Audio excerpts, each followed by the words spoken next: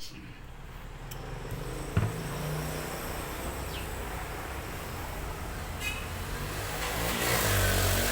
ายดีFCพบกับช่องบอลจัดโกชวนลวดมื่อนี้อากาศฮอตกินชมมะม่วงกระชอกับเจียวกระเทียมหวาน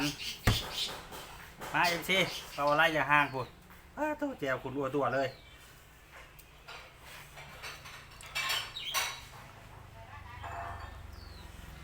ขอไล่ได้น้ำโหลด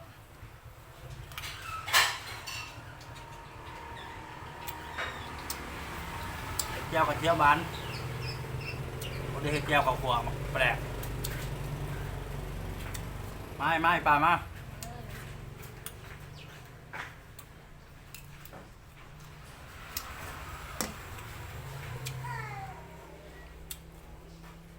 ว่าไงกระชอน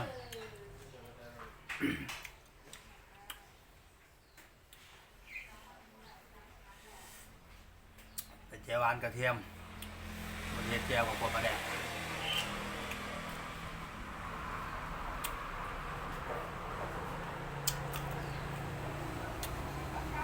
เจียวหวานกระเทียมเป็นไงเนี่ย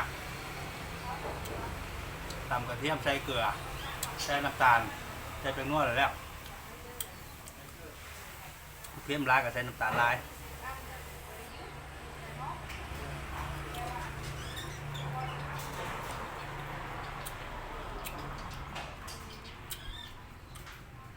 เอา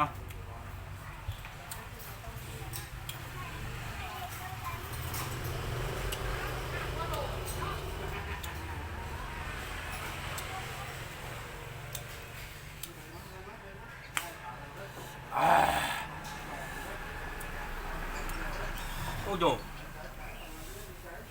เพชรก็ใส่หมกเพชรแห้งนะหมกเพชรเป็นเนี่ยเพชรแดงตัวร้านเข้มโอเข้ม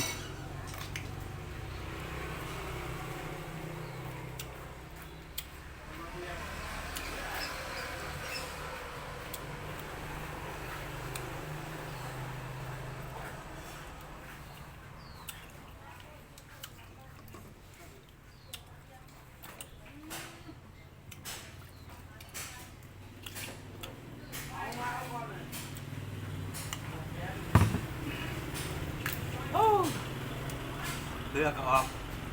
จะตำแจ่วบุญเห็นแจ่วมันเราใจ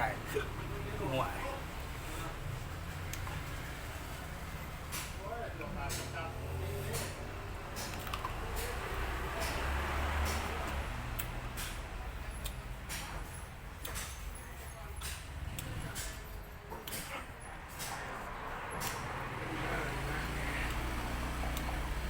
บอกอาการทอนๆกินยังกับประหยัด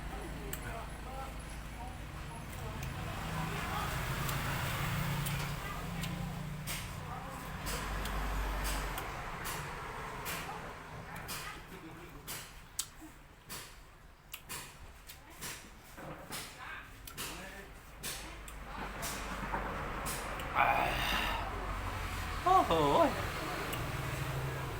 เผื่อไล่ซ้ำโพลิส